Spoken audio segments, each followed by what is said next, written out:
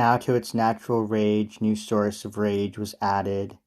In its throat the artery swelled huge, its poisoned fangs were flecked with foam, its scales scraped rasping on the rocks, its breath like the black blast that stinks from holes of hell befouled the fetid air. And now it coils in giant spirals, now it towers up tall as a tree, now like a stream in spate after a storm it rushes surging on, and breasts aside the woods that bar its way.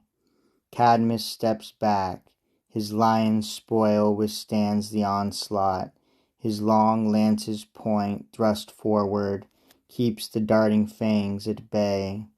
The snake is frenzied. On the unyielding iron it wastes its wounds and bites the metal point.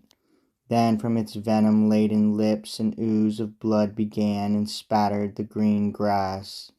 The wound was slight, for shrinking from the thrust it turned its injured neck away and kept the blow from piercing deep and striking home.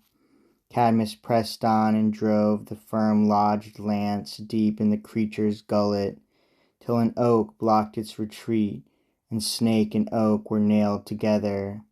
Burdened by the serpent's weight, the tree bent curving down, its strong trunk groaned beneath the lashings of that writhing tail. Then as the victor contemplates his vanquished foe so vast, a sudden voice is heard, its source not readily discerned, but heard for very sure. Why, Cadmus, why stare at the snake you've slain? You too shall be a snake and stared at. For an age he stood rigid, frozen in fear, his hair on end, his color and his courage drained away. But look, a guardian goddess, gliding down out of the sky, Pallas appears and bids him plough the soil and plant the serpent's teeth, from which a future people should arise. Cadmus obeys, and with his plough's deep share opens wide furrows, then across the soil scatters the teeth, the seed of humankind. The tilth, beyond belief, began to stir. First from the furrows points of spears were seen, next helmets bright with nodding painted plumes, then shoulders, chests, and weapon-laden arms arose, a growing crop of men and mail. So when the curtain at a theatre is raised, figures rise up, their faces first, then gradually the rest, until at last, drawn slowly, smoothly up, they stand revealed complete, their feet placed on the fringe below. In fear of these new foemen, Cadmus sprang to arms.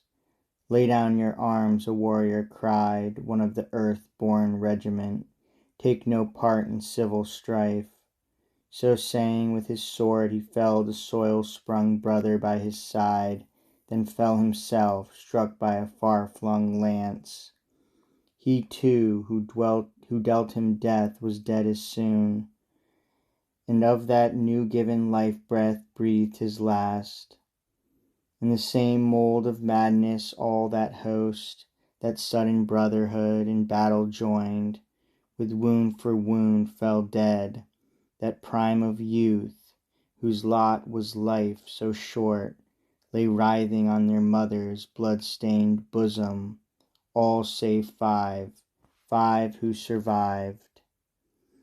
Among them was Ixion, who at Minerva's bidding dropped his arms and joined his brothers in a pact of peace.